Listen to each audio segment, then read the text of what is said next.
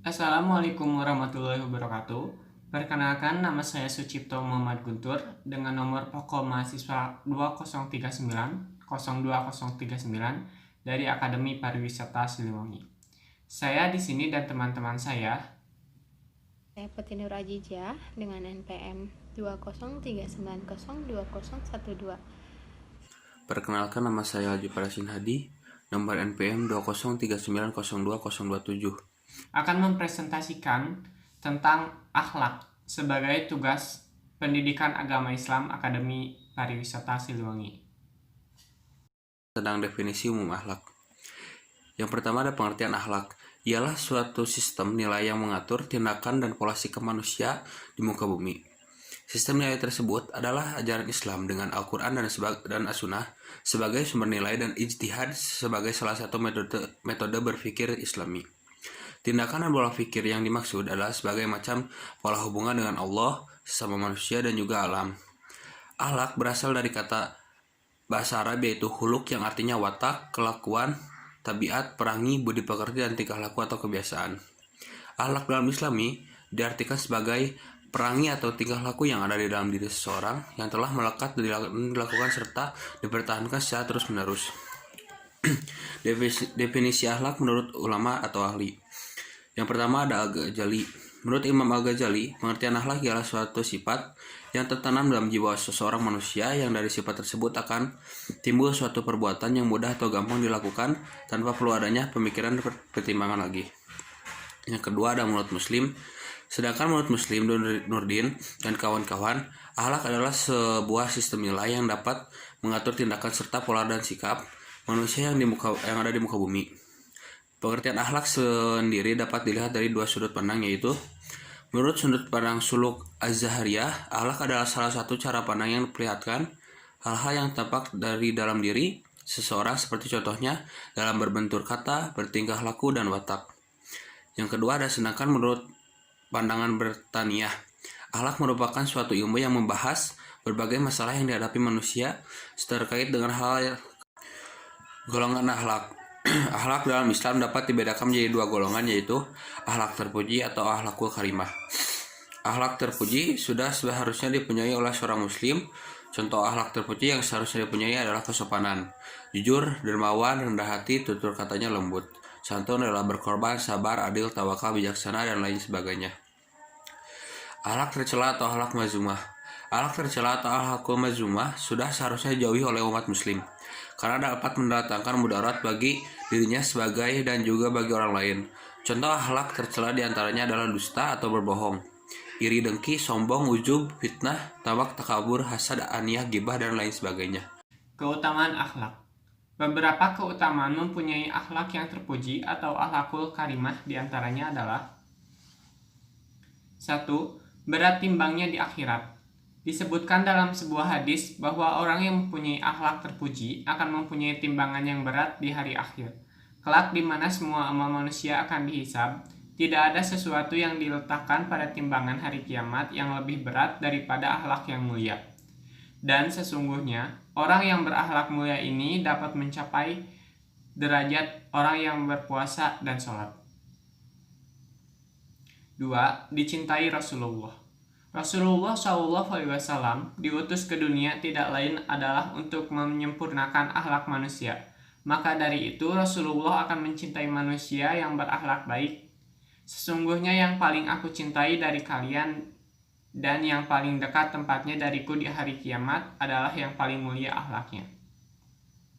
Dan yang paling aku benci dari kalian dan yang paling jauh tempatnya dariku di hari kiamat adalah yang banyak bicara, angkuh dan berbicara dan sombong.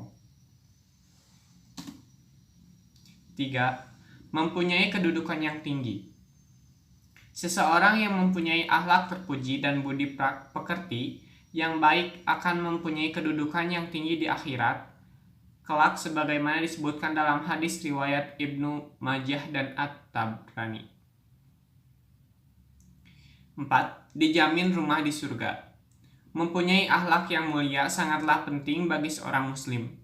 Keutamaan mempunyai akhlak yang mulia sangat besar. Salah satunya adalah adanya jaminan imbalan sebuah rumah di surga bagi kaum muslim yang berakhlak mulia, sebagaimana sabda Rasulullah SAW yang intinya bahwa akan dibuatkan rumah di tepi surga bagi orang yang meninggalkan debat walaupun orang tersebut benar. Akan dibuatkan rumah di tengah surga bagi orang yang tidak suka berbohong, meskipun hanya bercanda, serta rumah di atas surga bagi orang yang berakhlak mulia. Ruang lingkup akhlak. Menurut seorang ahli bernama Muhammad Abdullah Daras, setidaknya ada 5 macam ruang lingkup dalam pembahasan tentang akhlak, yaitu 1. Akhlak pribadi atau al-akhlak al-fardiyah yang terdiri atas akhlak yang diperintahkan, akhlak yang dilarang, akhlak yang dibolehkan, dan akhlak yang ada dalam suatu keadaan darurat. 2. Akhlak berkeluarga atau al-akhlak al-usrawiyah terdiri atas adanya kewajiban timbal balik antara anak dengan orang tua, adanya kewajiban suami terhadap seorang istri, begitupun sebaliknya, adanya kewajiban terhadap kerabat. 3. Akhlak bermasyarakat atau disebut sebagai al-akhlak al-ijtimaiyah yang terdiri atas akhlak yang dilarang, akhlak yang diperintahkan, beberapa kaidah tentang adab. 5. Akhlak bernegara atau disebut akhlak al-daulah terdiri atas adanya suatu hubungan antara rakyat dengan pemimpinnya dan adanya hubungan dalam hal luar negeri. Akhlak dalam beragama yaitu berbagai macam kewajiban kepada Allah Subhanahu wa taala.